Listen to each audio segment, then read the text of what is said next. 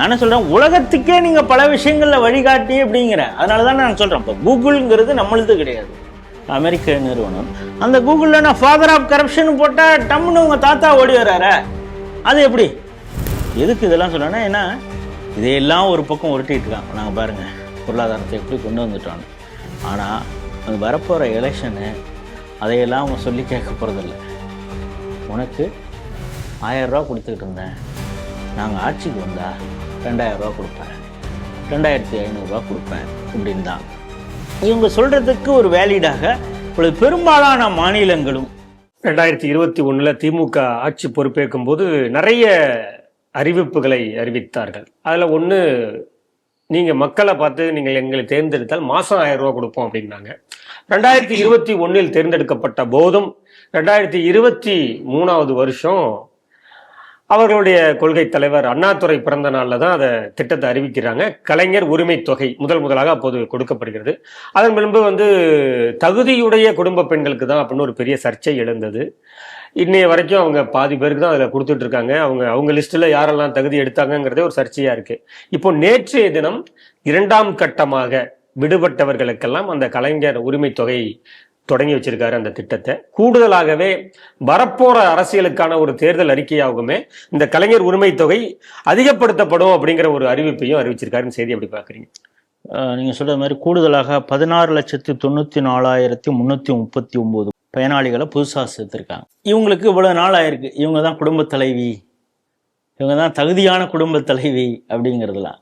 ஏன்னா இந்த திட்டம் அறிவித்த உடனே ஏன் டிலே ஆகுது அப்படிங்கிறப்ப, அப்பொழுது நிதியமைச்சராக இருந்த பிடிஆர் பழனிவேல் தியாகராஜன், நாங்கள் இப்போ தான் எடுத்துகிட்டு இருக்கோம் சர்வே, யார் குடும்ப தலைவின்னு, யார் தகுதியுடைய குடும்ப தலைவின்லாம் அப்படின்னு சொன்னார். அப்போ தான் அது நீங்கள் சொன்னது மாதிரி சர்ச்சையானது. அப்புறம் இவ்வளோ டிலே ஆகிருக்கு. அப்புறம் இப்போ 1 கோடி பேருக்கு இதை கொடுத்துட்ருக்கோம் அப்படிங்கிறாங்க. இப்போ அது இப்போ இன்க்ரீஸ் பண்ண போகிறோம் அப்படிங்கிறாங்க. வந்த உடனே அறிவித்தது இவ்வளோ நாள் டிலே ஆகிருக்கு. அதனால தான் நேற்று அண்ணாமலையும் சரி, இப்பொழுது நயினார் நாகேந்திரன் சொல்லி, உங்களுக்கு இத்தனை பேருக்கு ஒன்றும் கொடுக்காதவங்களுக்கெல்லாம் இப்போ அறிவிக்கிறீங்கன்னா, இந்த அரியர்ஸ்லாம் கொடுப்பாங்கள்ல கவர்மெண்ட் எம்ப்ளாயீஸுக்கு, அவங்கள 4 வருஷமாக அவங்களுக்கு கொடுக்காமல் இருந்திருக்கீங்களா, அதெல்லாம் சேர்த்து கொடுப்பீங்களா அப்படின்னு கேட்டிருக்காங்க. இப்போ நம்ம என்னென்னா, அவர் நீங்கள் சொன்னது மாதிரி இது எலெக்ஷனுக்கான ஒரு அறிவிப்பு தாங்கிறது வெட்ட வெளிச்சமாக ஆகிவிட்டது. இப்போ நேற்று கூட அவர் என்ன சொன்னார்னா, பொருளாதாரத்தில் இந்தியாவிலேயே தமிழகம் தான் முன்னணியில் இருக்குது, ஜிடிபி இது ஆர்பிஐ வெளியிட்ட அறிக்கையிலையும் இன்றைக்கி இந்தியன் எக்ஸ்பிரஸ்லையும் ரொம்ப தெளிவாக போட்டிருக்காங்க. பெரிய மாநிலங்களை கம்பேர் பண்ணும் பொழுது தமிழகம் முன்னோக்கி போயிட்டுருக்கு அப்படின்னு. நமக்குலாம் சந்தோஷம்தான். ஆனால் தமிழகம் இதுக்கு முன்னால் ரொம்ப அகல பாதாளத்தில் இருந்ததா அப்படின்னு ஒரு கேள்வி ஒன்று இருக்குல்ல.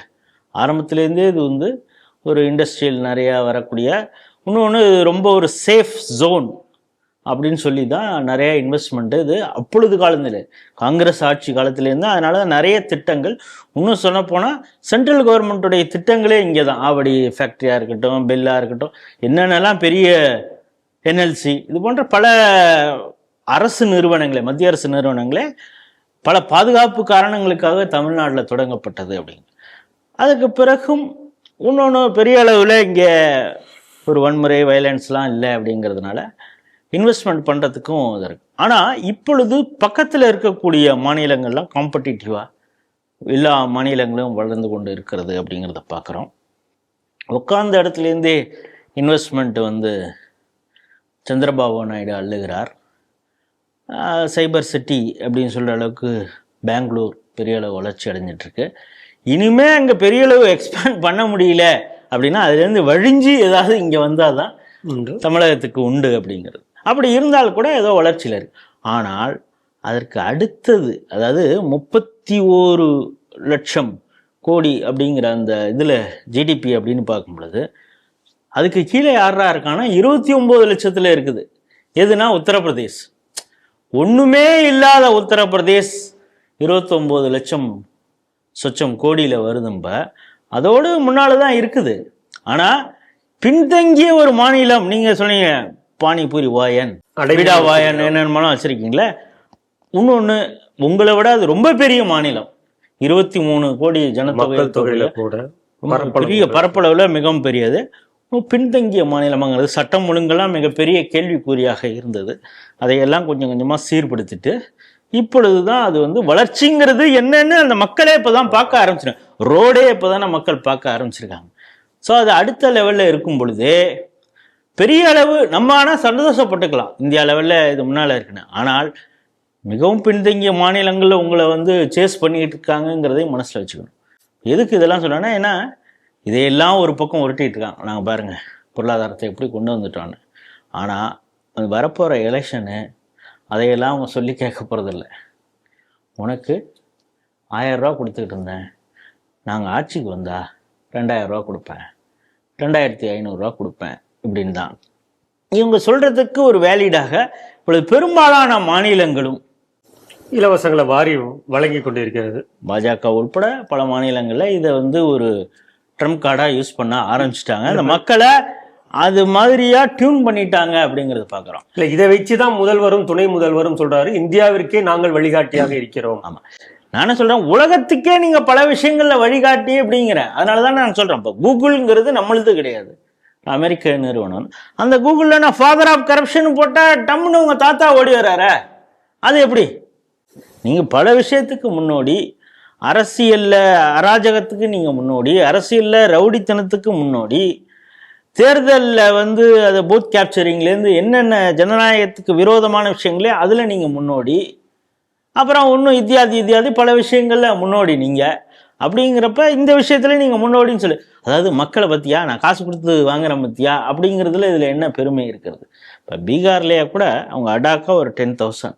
இது எதுன்னா நீங்கள் பிஸ்னஸை தொடங்குங்க. ஏன்னா அவங்க இப்படியெல்லாம் பார்த்து அவங்களுடைய தனிநபர் வருமானமே, இப்போ நம்ம இதெல்லாம் ஏதாவது ஒரு பெனிஃபிட் கவர்மெண்ட்டுடைய பெனிஃபிஷியரி ஆகணும்னா நீங்கள் பார்த்தீங்கன்னா ரேஷன் கார்டு கொடுத்துட்டு ஆண்டு வருமானம் 76,000க்கு மிகாமல் இருக்கணும் அப்படின்னு. ஸோ அதை பைஃபர்கேட் போட்டிங்கன்னா மாதத்துக்கு எவ்வளவு தனிநபர் வருமானம், அந்த குடும்பத்துக்கான வருமானம். அங்கே வந்து அவ்வளவு மோசம், 4,000 5,000ங்கிறது சம்பாதிக்கிறதுங்கிற அந்த அளவுக்கு.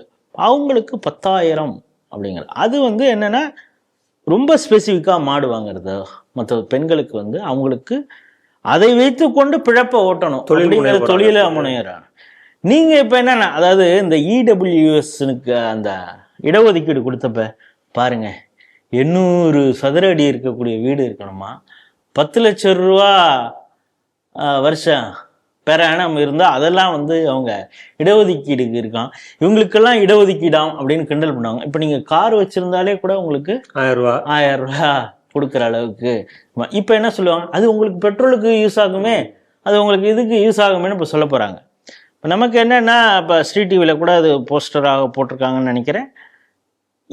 இவங்க சொல்லக்கூடிய இந்த ஸ்கீமை பற்றிலாம் இவங்க எவ்வளவு கேவலமாக பேசியிருக்கிறாங்க. ஏன்னா இந்த வெள்ளும் பெண்கள்னு சொல்லி தமிழகம்னு சொல்லி ஒரு ஃபங்க்ஷன் நடத்திருக்காங்க. வெல்லும் தமிழ் பெண்கள்னு சொல்லி தமிழ் பெண்கள் அரசு அதிகாரிகளை எல்லாம் மேடையில் ஏற்றி, அது சினிமா டைரக்டர்ஸ் இவனெல்லாம் அவன் பாதி பேர் ரிட்டையர் ஆகி, அதாவது இன்னும் அவன் படம்லாம் எடுக்க வேண்டிய அவனுக்கு வாய்ப்பு இருக்கு.